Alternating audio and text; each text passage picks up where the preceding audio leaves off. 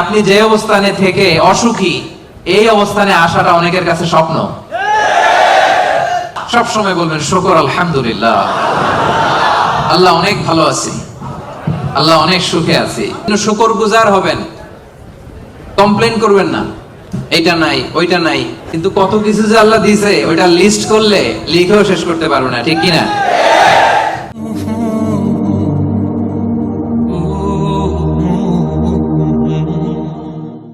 শুকরিয়া করলেই লাভ, ঠিক কিনা? শুকরিয়া করলে নেয়ামত বাড়ায় দেয় কে? না শুকরি করলে শাস্তি দেয় কে?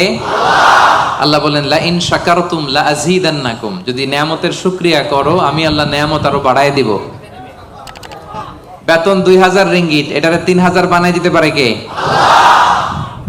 পারে না উনি? ওনার ধনভাণ্ডারে কমতি আছে? আল্লাহ বলে এই বানি আদম লাউ আন্না আউওয়ালাকুম